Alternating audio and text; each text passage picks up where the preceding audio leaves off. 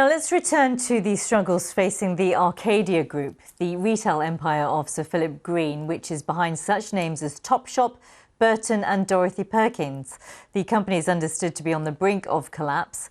Sir Philip had been in talks with potential lenders about borrowing £30 million to help the business through to Christmas.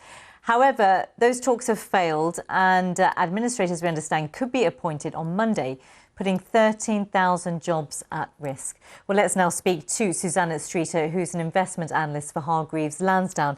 Susanna, thanks very much for being with us. What's gone wrong then for Arcadia? Well, it's not just the pandemic, although, of course, it's really accelerated the trends that actually Arcadia Group was really struggling with. For example, it used to be really leading the fashion pack with high-profile collaborations with the likes of Kate Moss, for example. But in recent years, it's faced really stiff competition from the likes of ASOS and Boohoo online, and also Primark in the high street. So it was facing those problems before, but certainly the pandemic has accelerated those trends and really thrown Arcadia Group into chaos because, of course, its 500 stores had to close, not just here in the UK, but its stores in other parts of the world as well, with lockdowns enforced. And it certainly seems as though tinkering around the edges with trying to get rent reductions and trying to reduce the footprint of stores is simply too little, too late. Yeah, and they were in talks, or Sir Philip Green was trying to get, I don't know if extension is the right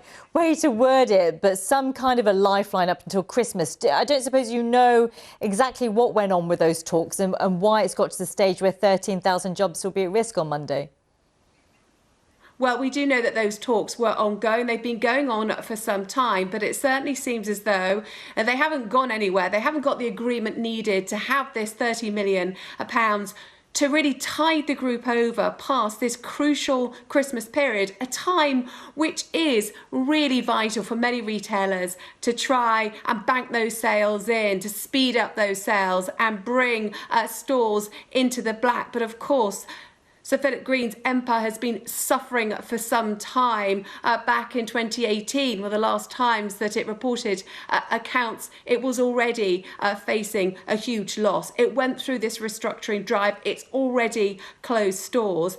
Simply, the competition from online is really fierce. And actually, this group hasn't really ploughed the money in, the funding that its rivals have. For example, Zara, which didn't have an online presence until a few years ago, but since it's really ploughed a lot of money into making sure that its platform is offering online the clothes and the styles that people want, and it's very efficient in supplying them.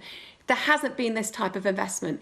If the group does survive, and there is still a chance, it hasn't yet been placed into a voluntary liquidation, the administrators haven't yet been called in, it could be that some of the brands are bought and turned around. Certainly there will be further reductions in the footprint, closure of more bricks and mortar stores, and there have to be heavy investment into its digital offering. The retail sector has clearly suffered before lockdown, during lockdown. I mean, this pandemic has almost put a final nail, hasn't it, in the coffin for many businesses there. How do retailers ride this storm at the moment? Yeah, it's absolutely been so difficult for retailers, particularly those with a huge bricks and mortar footprint. The latest lockdown in particular, with non-essential stores having had to close. It really is about making sure that they're geared up for the digital offering. We've seen this accelerated shift to online. There are bright spots. For example, Primark, Associated British Foods owns Primark. Primark does very well in its concept of pilot high, sell it cheap. So there has been pent-up demand. People have queued round the block for Primark when the doors have reopened again, but it's hemorrhaging cash because of this most recent lockdown. It's hoped that actually those shoppers will then flood back again. But it's a bit of an outlier. Most of those retailers that have done well, for example, Next, middle of the range retailer, but it has a very advanced digital offering, partnering up and offering its platform and its know-how to other retailers potentially in the future now, because it's already done so well. So it's really getting that digital offering right, the multi-channel offering correct, not just being able to showcase the styles in store, also make sure that that's leveraged on social media and then delivering those styles right to the door. OK, Susanna, thanks so much for being with us. Susanna Streeter there from Hargreaves Lansdown.